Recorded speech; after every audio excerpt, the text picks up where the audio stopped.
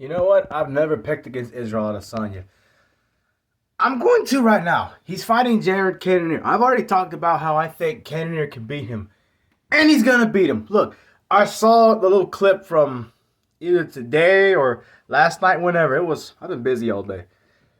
Israel is not taking Cannonier seriously as he should have this whole time. He's not taking him as seriously as he did with Costa or Whitaker the two times they fought, or Vittori.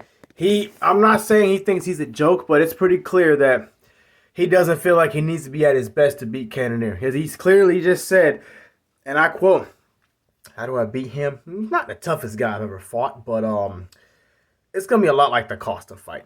So he's basically comparing to somebody he's already beaten. Cannonier's a better fighter than Costa, okay? Cannonier can actually grapple, he can wrestle, take guys down, and he can stand and bang. And Izzy was right about one thing. He has power. You know what? This is how I see the fight going. Izzy is going to stand right in front of him and try to pick him apart. Cannonier's going to pull him in for a clinch, take him down, and hold him there, and ground and pound him away. That's what he's going to do when he first fights him. Round two, he's going to get close, go for a fancy kick or a knee. It's going to backfire, and Cannonier's going to catch him and put him on the ground, hold him there again, beat him up, go for submissions. I think Izzy's going to defend submissions very well in this fight.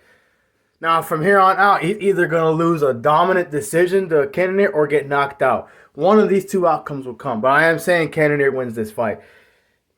Third round, about the same thing. He might get taken down twice in that round. Fourth round, Izzy's going to be feeling it. He's behind on the scorecards. He's going to go for a big fancy move or do something big. Try to. He's going to miss.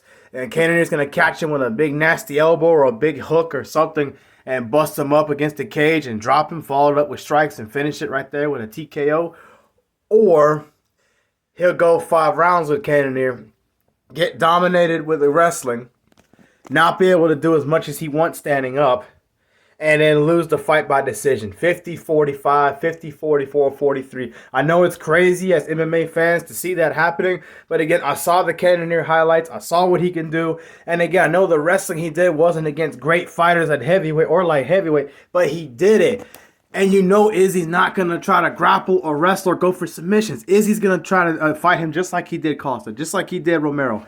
Pick him apart and move. Use the reach. He's not going to be able to do that in this fight. Cannonier is going to close that distance. He's going to fight smart, take him down, ground and pound him, rough him up. Sometimes go for submissions.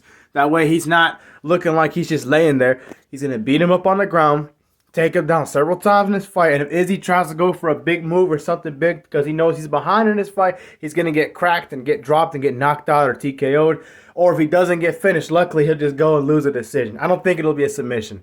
But Cannonier wins this fight, mark my words. And Izzy's excuse will be, I didn't take this fight seriously. Just like he did with Blachowicz. I think that cockiness catches up with him in this fight. He's great, but sometimes he walks around with an attitude. And that worries me as a fan because I keep telling myself, he's going to run into a guy that's good enough to beat him and embarrass him. I don't want that to happen, but I think this happens here. I got a bad feeling about this fight.